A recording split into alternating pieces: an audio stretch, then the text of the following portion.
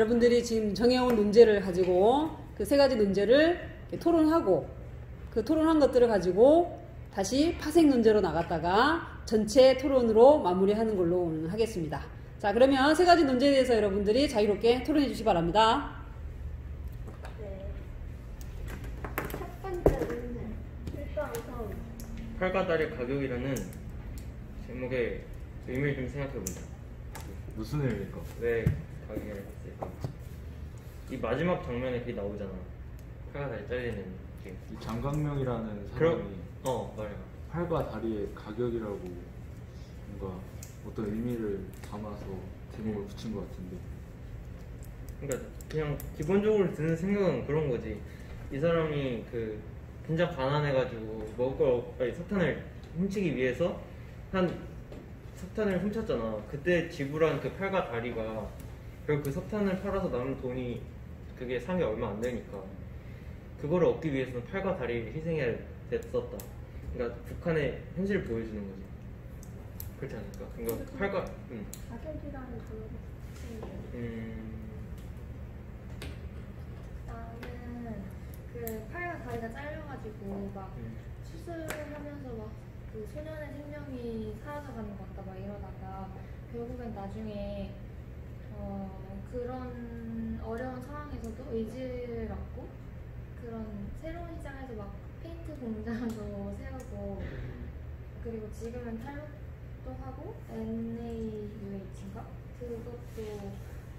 그거에 대표도 되고 그랬으니까 뭔가 이게 팔과 다리가 잘렸기 때문에 나온 그런 것 같다 해서 지불을 한 거라고. 값을 지불해서 나도 그렇게 생각했어. 그게 팔과 다리를 잃음으로써 다시 생각해보게 된 거잖아. 만약에 팔과 다리를 잃지 않았으면 그냥 원래 살던 대로 또 석탄을 훔치러 다니고 계속 그렇게 가난하게 살고 했을 텐데 팔과 다리를 잃음으로써 그런 자유들과 그러니까 뭔가 이룬 것들을 얻었으니까 그렇게 한 게 아닐까 생각이 들었어. 그러네.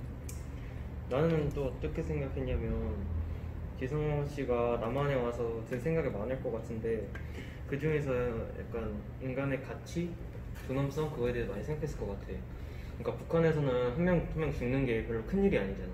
근데 우리나라에서는 한 명이 뭐 다쳤다 막 해도 뉴스에서 난리 나고 그러니까 그거에 대해서 되게 생각을 하다가 이러지 않았을까. 우리나라에서 만약에 조금 뭔가 음식을 얻기 위해서 팔과 다리를 잘랐다면 말도 안 되는 거지만 북한에서는 너무 당연시 여겨지고 있는 거니까 이 사람이 약간 와서 되게 남한은 인간을 되게 존중하고 가치를 인정해 주는구나 라는 생각을 했을 것 같아. 그래서 약간 북한에서는 좀 이렇게 되게 다 인간도 인간이 아닌 것처럼 이렇게 되고 그래서 좀 낮춰서 가격이란 팔과 다리인데도 가격이라고 하지 않았을까? 넌 어떻게 생각해? 내가 먼저 할까? 좋아. 내가 이 팔과 다리의 가격이라는 데서 어떤 생각을 했냐면 이 팔과 다리가 잘린 이유가 석탄을 훔치다가 보살려고 석탄을 훔치다가 이제 지하철에서 떨어져가지고 이제 그렇게 다치게 돼가지고 팔과 다리를 절단하게 됐잖아. 근데 이 석탄이 여기서 15원 정도에 사람들한테 팔린다고 했는데 그래서 이 팔, 다리, 이 석탄 15원 그 석탄을 팔아서 15원 고작 15원 정도 얻으려고 팔과 다리를 희생해야 되는 그런 북한의 암담한 현실 그렇게 생각을 했고 그러니까 팔, 다리가 15원 살짝 이렇게 생각을 했고 또 다르게 생각한 거는 어떻게 지성우 씨가 팔과 다리를 자를 때는 굉장히 많이 아프고 그랬잖아. 근데 결국 이 팔과 다리가 잘리고 이 지성우라는 사람은 탈북도 하고 남한에서 많은 업적도 이루고 미국 가가지고 연설도 하는 그런 많은 걸 이루었으니까 그걸 그렇게 봤을 때 또 이 팔과 다리의 가격이 좀 많이 값비싸다고 말할 수 있지 않을까. 좀 두 가지인 거.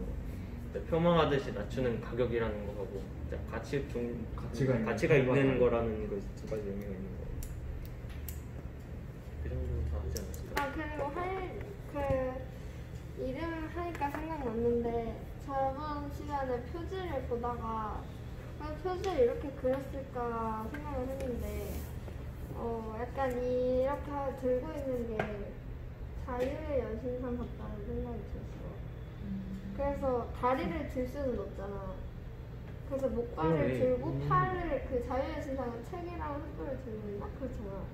그래서 팔을 들고 있는 것처럼 이렇게 하고 다리를 들 수는 없으니까 목발을 들고 이렇게 자유를 얻었다 약간 이런 느낌이 든다는 생각이 들었어. 그런 생각이. 그리고 약간 옆에 자유롭게 날고 있는 새를 그려놓은 그러게. 못 봤네. 같다는 생각이 들었어. 그러지 않을까? 약간 자유의 의미한. 여기 새도 그러니까. 이 새도 뭔가 그런 이 지성훈 씨의 자유의 가치.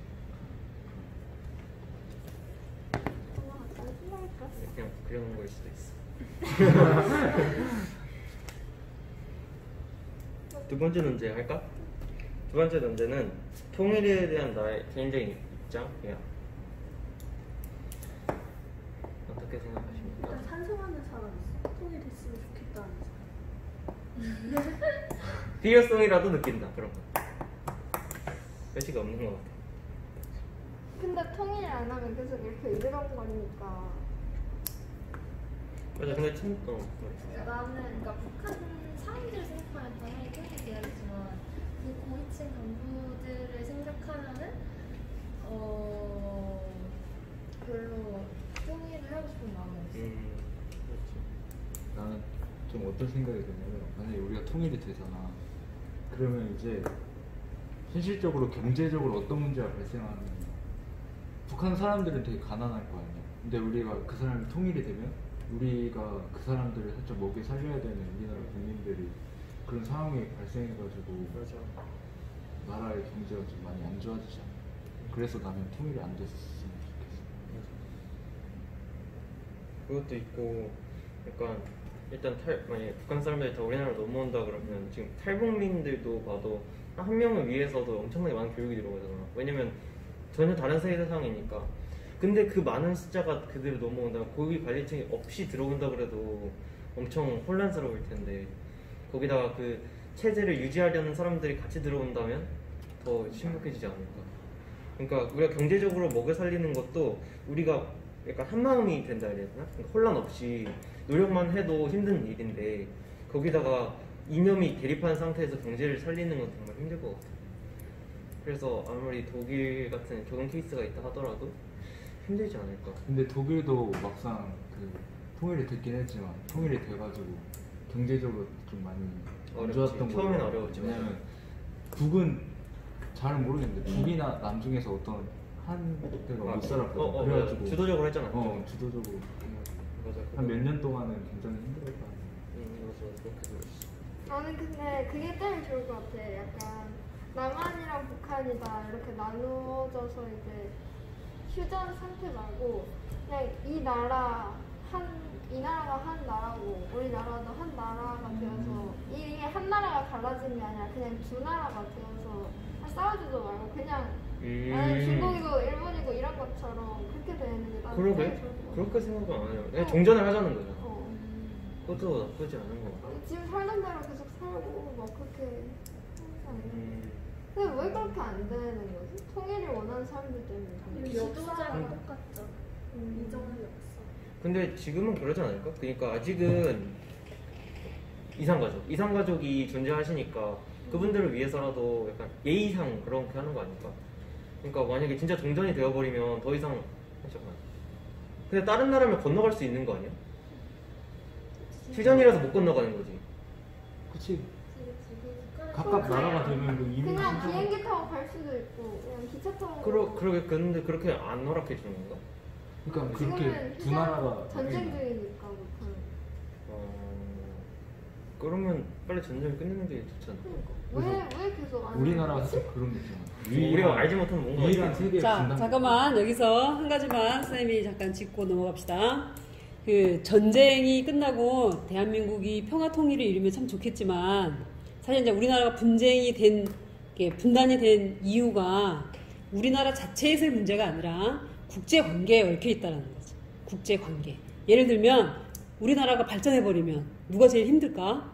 주변 나라들 중에. 그런데 국제적인 정세에 따라서 사실은 약소국들은 이렇게 나뉠 수밖에 없고 그들의 의도에 의해서 어쩌면 우리가 통일을 하고 싶지만 안 될 수도 있다라는 거. 그래서 여러분들이 통일을 이렇게 얘기할 때는 항상 국제적인 이 변화라든지 정세라든지 힘의 논리 이게 어떻게 전개가 되고 있는지 좀 보는 것도 좋을 것 같아요. 참고로.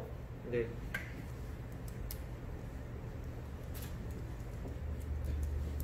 근데 요즘 그런 얘기도 되게 많은 것 같아요. 중국이 북한을 흡수해가지고 북한도 중국의 일부가 되는.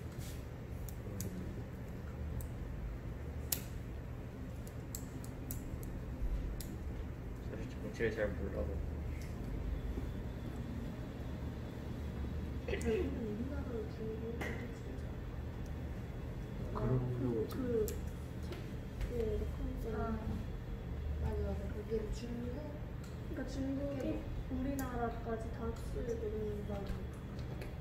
근데 그게 미국이 절대 그렇게 내버려 두지 않을 거라는 말이 나와. 왜냐면 그러겠지. 왜냐면 미국은 어쨌든 공산주의를 없애자는 입장인데 근데 중국이 그것도 합세해버리면 대통령에 따라서 또 다르잖아. 그렇지. 근데 지금은 일단 친중 쪽 아니야? 그치. 전체적으로. 지금? 근데 그 문재인 세력도 약간 친북하고 친중하고 있다는데 그렇지 않아요?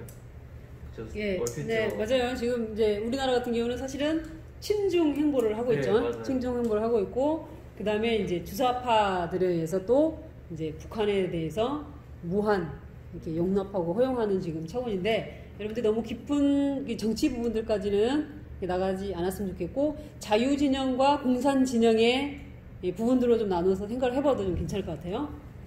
근데 실제로 통일이 이루어지려면 일단 그쪽에서 체제를 부인하지 않는 이상 불가능할 것 같고, 만약에 어쨌든 억제라는 거는 100% 해야지 억제지, 막 구멍 열리면 다 터지는 거니까 결국에 그 사람들도 통일 안 원할 뿐만 아니라 우리가 자유를 지키는 한에서 그 체제가 같이 들어올 수 없으니까 솔직히 난 그런 입장에서도 현실적으로 통일하는 것 자체가 불가능할 거라고 봐. 그러니까 안전한 우리가 원하는 통일은 실제적으로 불가능할 거라고.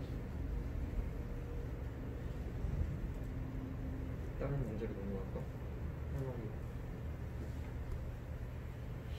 자, 그러면은 통일의 부분들은 사실은 이제 우리가 뭐 이래라 저래라 한다고 해서 통일이 되고 안 되고 이런 문제는 아니니까 여러분도 각자가 생각하는 부분들이 있을 거고, 그 다음에 이제 우리도 그리스도인으로서 통일에 대한 부분들을 사실은 확실하게 해줄 수 있는 분은 한 분 계시는데 그 부분들에 대해서 여러분이 잘 생각하고 이따 이것들이 좀 파생 문제로 좀 나가서 좀 토의가 됐으면 좋겠고요. 다음 토론 넘어가 볼까요? 네, 그 고통이 인간에게 줄 수 있는 영향에 대해서 좀 얘기해 볼게요.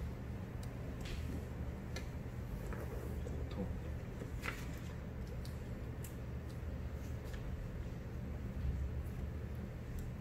그러니까 고통이 의지를 약하게 만드느냐 아니면 더 강하게 만드느냐. 이제 지성우 씨는 의지가 강해졌는데, 근데 만약에 고문을 했을 때 이제 그냥 불러버리는 사람들은 자신의 의지를 고통 때문에 그냥 저버리는. 무슨 차이가 있을까? 그리고 근데 고통도 이런 신체적인 고통하고 정신적인 고통도 그렇긴 하지. 근데 어떤 고통이든 경우 나는 솔직히 고통이 오면 약간 정신 차릴 것 같거든. 근데 그 고통이 약간 내가 진짜 못 버티겠다, 이제 죽어버릴 것 같다 그러면 난 다 포기해버릴 것 같은데, 그런 거 있잖아. 좀 아무도 안 혼내고 있으면 나도 뭐 해야 될 거 안 한다든지 하지만 뭔가 누가 좀 무서운 사람이 옆에 있다 그러면 긴장을 하잖아. 그런 것처럼 약간 고통도 그런 존재 같아. 그 딱 내 텐션을 유지해 준다 해야 되나? 내가 좀 더 정신 차리고 할 수 있게 해주는 거예요. 그래서 이 사람도 더, 이 사람이 어릴 때부터 이렇게 당했으니까 그 정신력도 강해지고 빨리 성숙해졌잖아. 그런 걸 보면은 이렇게 고통이라는 게 딱히 그런 진짜 피부에 닿는 고통뿐만 아니라 상황적으로 내가 힘든 상황에 닥쳤을 때 이겨낼 수 있는 힘은 솔직히 강하게 만들어줄 것 같다 생각해. 근데 너무 고통스러우면 다 포기해버리는 것도 있어. 그러게. 사회적으로 그렇게 고통이 오는 것도 계속 자기의 신념을 지키려고 하지만 결국은 안 될 것 같다, 너무 힘들다 그러면서 포기를 할 수도 있잖아. 그런 거 아닐까? 내가 뭔가 사랑하는 사람을 지켜야 된다거나 내가 뭔가 내가 맡은 책임이 있으면 오히려 그거에 대한 고통이 올 때 더 견딜 수 있을 것 같아.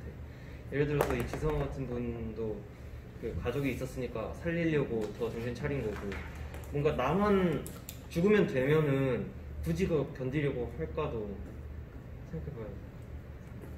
근데 그런 거지, 진짜 고통을 견딜 수 있는 그런 원동력? 응, 맞아, 원동력. 그게 필요한 것 같아. 뭔가 내가 등 뒤에 지켜야 할 사람이 있으면 죽길 각오하는 것처럼. 근데 나는 약간 우리 그리스도인의 입장에서 생각해봤으면 좋겠는 게, 일단 우리한테는 이 원동력이 약간 우리 주변 문제도 되겠지만 나를 지지해주시는 하나님이 있다는 거를 생각하면 약간 견딜 수 있을 것 같기도 하고, 그리고 항상 피할 길도 마련해 주신다는 게 약간 이 고통을 당할 때 위로가 되지 않을까 해서, 약간 우리로서는 고통을 뭐라고 해야지? 고통을 당한다. 고통을 당할 때 좀 인내하면서 끝까지 견디는 게 좀 필요하다고 생각해. 되게 예전에 순교하신 그런 분들 보면 진짜 고문 같은 거 다 견디고, 그 하라라는 푸푸푸 맞아.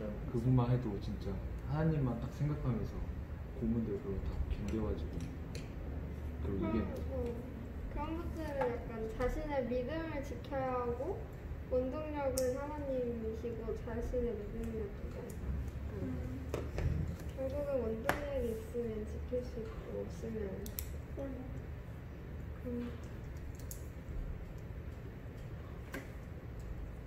근데 반대로 오히려 고통이 약간 원동력을 더 강화시키는 것 같기도 해. 그러니까 와신상담이란 말이 있잖아. 내가 원수가 생겼는데 나중에 되면 그 원수 잊어버릴 것 같으니까 내가 나한테 고통을 주는 거지. 그러니까 나한테 고통을 줌으로써 그 원수를 갚아야겠다는 생각을 더 북돋아 주듯이, 이 고통도 내가 좀 더 뭔가 이유가 있다면 그것을 더 지켜야겠다, 더 해야겠다라는 생각을 주지 않을까. 그래서 더 뭔가 인간을 강하게 만들어줘요. 나 뭔가 중2, 중3 때 자전거를 탔잖아. 근데 그 자전거 대회는 좀 고통스럽단 말이야. 왜냐면 훈련도 그렇고 자전거 대회도 그런데, 왜냐면 일단은 오르막을 올라야 되는 거라서 일반 스포츠랑 다르게 자신을 살짝 극한까지 끌어올려가지고 그게 좀 필요하거든. 그래서 숨도 거의 턱까지 차고 그런 걸 한 20분 정도 유지해가지고 이렇게, 그러니까 이 자전거 사이클이라는 걸 하는 모든 선수들이 그런 고통을 다 참는 거거든. 왜냐면 선수들이 똑같이 안 힘들 수는 없으니까 그 고통을 누가 더 잘 참냐로 1등, 2등이 정해서 그런 거예요. 그러니까 실제로 프로 선수들도 그런데 나도 2년 동안 자전거 대회를 한 5번 정도 나가면서 그런 엄청난 고통들을 다 겪었거든. 특히 첫 대회 때는 대회를 처음 나간 거니까 뭐가 뭔지도 모르고 일단 그냥 따라가기만 했는데, 그때 막 너무 힘들어가지고 혼자 막 소리 지르면서 다 막 올라가고 그랬거든. 그런 적도 있었고, 또 중3 때는 내가 오르막을 잘 타고 평지부에서 속도 내는 거 잘 못하는데 그게 좀 어려워가지고 한 10분 동안 침 여기까지 질질 흘리면서 그렇게 정신력으로 버텨서 그런 경험이 있거든. 근데 진짜 고통이라는 게 심장 터질 것 같고 진짜 다리도 터질 것 같은데 그걸 이제 견딜 수 있는데 1등을 해야만 지면 그럼 대회가 고통을 누가 더 잘 참냐 그런가? 그런 거 같아, 자전거. 그래서 사이클이 가장 가혹한 스포츠라고. 무섭다. 일반 축구도 물론 힘들긴 하겠지만 자전거 같아. 왜냐면 대회 영상을 보면 선수들 표정을 막 가리려고 수염도 기르거든. 아 진짜? 너무 고통스러우니까 얼굴이 그걸 보이기 싫어가지고 그 정도야? 수염 기르는 선수. 멋있긴 하다. 고통이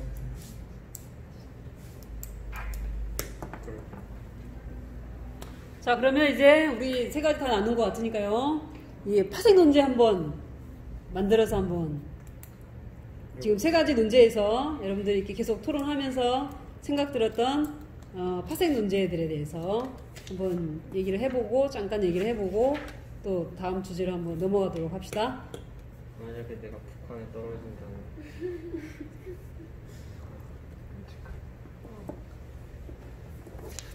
못 살아날 것 같은데. 근데 이거 많은 소리가.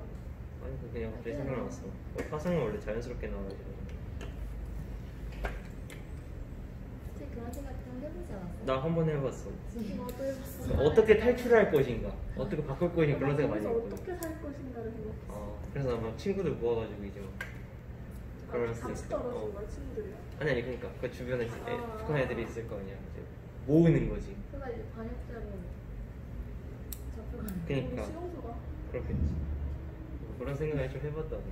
안 되겠구나. 나는 그런 생각해보면 좀 내가 잘 사는 집안에 들어가게 된 거지. 북한에서? 북한 고위층. 평양 그쪽에. 그러면 가능할 수도 있겠다. 아 근데 또 생각해보면 그쪽 되게 불리하고 고위층에서 태어난 사람이 탈북을 한 거고 그 생각이 어렵지 않아. 근데 그 고위층들도 사실 그게 자기가 사는 집도 자기 게 아니지. 더 나란 거잖아. 그러네. 그냥 주는 거니까. 근데 그래도 적어도 그 사람들은 먹을 걸로 고통받거나 그러지 않고 학교도 교육도 다 물론 교육이 좀 이상하겠지만 어쨌든 교육도 나름대로 엘리트 코스로. 그치? 근데 그 사람들을 대부분 그런 돈 많은 사람이 탈북한 거 보면은 그냥 진짜 자유를 원해서 그런 것 갈망하는 같거든. 제약되는 것도 아니고. 이 자유라는 게 뭘까? 근데 자유를 찾아서 왔다가 싫어하는 사람들 되게 많지.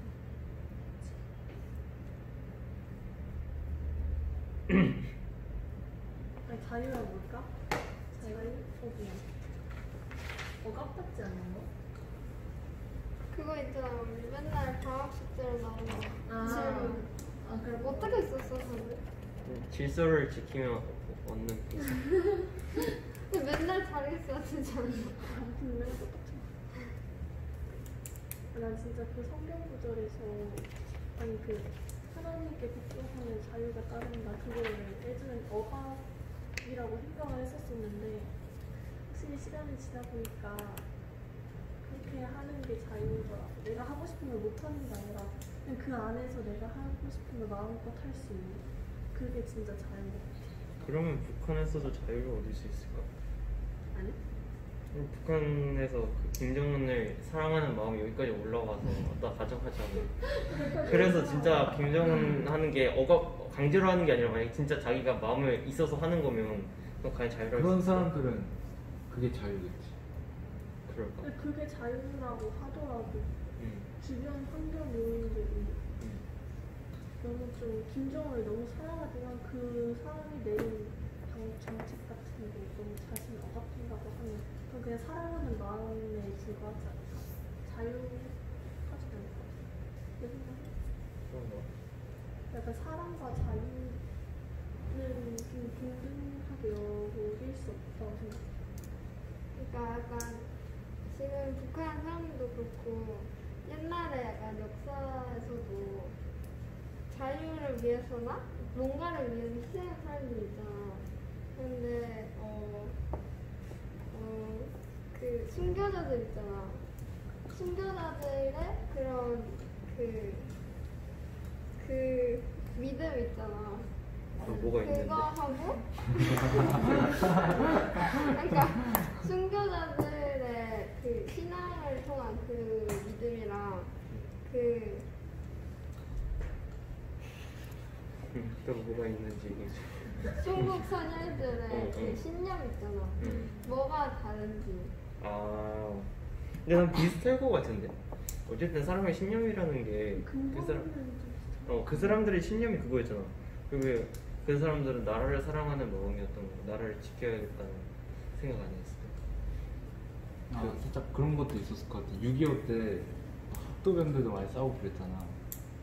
그런 것들이 북한에 막 그런 거, 북한은 공산주의라는 거를 그때 남한 사람들이 좀 알아가지고 거기는 그 영화 그거 봤어? 임찬성 맞지, 당연히 맞지. 거기서 딱 보면 그런 말 나오잖아. 그 안경 낀 사람이 나무에서 죽으면서 공산주의 뭐라고 뭐라고? 아니, 나머지 죽은 건 기억이 나지. 나머지 지금 혹시 이거 총 나무에서 죽은 모두가 막 그런 말. 아, 기억난다. 그리고 막 나 그때 무서워서. 그거잖아. 다 잘 살고 자고 하는 건데. 다잘 살자고 하는 게. 모두 평등하게 살자는 건데 왜 그러냐 그러지. 어. 그 주인 누가 이름 생겼네. 그 사람한테. 근데 그래가지고 막 거기서 그 영화에서 그 싸움에서 그런 그러니까 북한한테 안 점령되려고 그러니까 북한한테 점령되면 이제 자유가 맞아. 사라지는 그 자유를 위해서 목숨 걸고 싸우는 그 자유가 본인의 자유지 아니라 후대의 자유까지 생각을 한 거죠. 그렇지. 그것도 있지만 어쨌든 자유라는 걸 지키려고 한 거 아닐까? 지금이고 후대는 북한한테 우리가 지면 자유를 뺏긴다는 그게 있어요. 근데 자유라는 게 완전 그런 건 아닌 것 같아. 그러니까 이 둘이 독립적인 게 아니라, 그러니까 서로 뭔가 얘도 주고 얘도 주고. 그러니까 북한은 지금 딱 고위층이 있으면 완전 지배해버리는 체제잖아.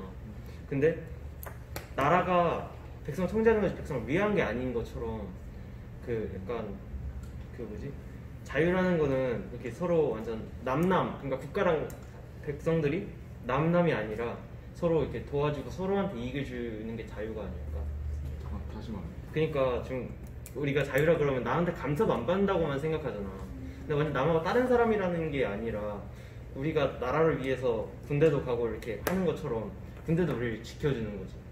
그러니까 완전 자유라는 게 나는 남 터치를 안 받고 싶어가 아니라 서로한테 이익을 주고 남을 위해서 존재하는 게 진짜 자유인 거야. 좀 너무 어렵게 말했네. 아니 뭔지 알 것 같아. 그치. 예전에 내가 어떤 일화를 읽었는데 어떤 사람이 이제 처형당할 위기에 놓인 거야. 그래서 유럽인가 그때 거기서 일어났던 일인데 이제 곧 있으면 총살을 당해. 그래서 다 이제 준비하고 막 이제 사형을 집행하려고 하는 도중에 갑자기 이렇게 소식이 들어갔나 봐. 근데 그 사람이 미국하고 프랑스인가 그 두 개 국적 둘 다 가지고 있었던 사람인가 봐. 그래서 두 군대가 동시에 도착해가지고 그 사람을 이렇게 딱 죽이려고 하는데 그 앞에다가 이렇게 후 이러면서 국기를 딱 친 거야. 프랑스 국기 딱 치고 미국 국기를 딱 막아주고 그래가지고 쏴볼 테면 쏴보라고 두 나라 막아준 거야. 그러니까 멋있잖아. 자기는 두 나라 국민으로서 딱 지켜주고 그래서 모두 총 내리고 이제 살려주는 거지. 멋있지. 그러니까 물론 이유가 있겠지 당연히. 어쨌든 그래서 국가가 지켜주는 거잖아. 그런 것처럼 뭔가 자유라는 건 되게 뭐랄까 나는 내가 뭔 짓을 해도 간섭하지 마라기보다는 내가 나라를 위해서 내 마음껏 할 수 있고 또 뭔가 나라도 나를 지켜주는 그런 공생관계지 북한처럼 이렇게 일방적으로 이렇게 하라면 하고 나오라면 나오라고 하는 게 아닌 것 같다는 생각이 들었어요. 오케이. 자, 이제 우리 세 가지 논제 얘기했고, 그 다음에 이제 파생 논제들, 자유와 그 다음에 신념, 믿음 뭐 등등에 대해서 여러분들 잘 토론했고요. 자, 이제는 전체로 이제 한번 모아서 한 가지로 여러분들이 이 책을 통해서는 이랬다, 이 논제들을 통해서는 이랬다, 이 책은 이랬다라고 한번 정리하는 시간을 한번 가져봅시다.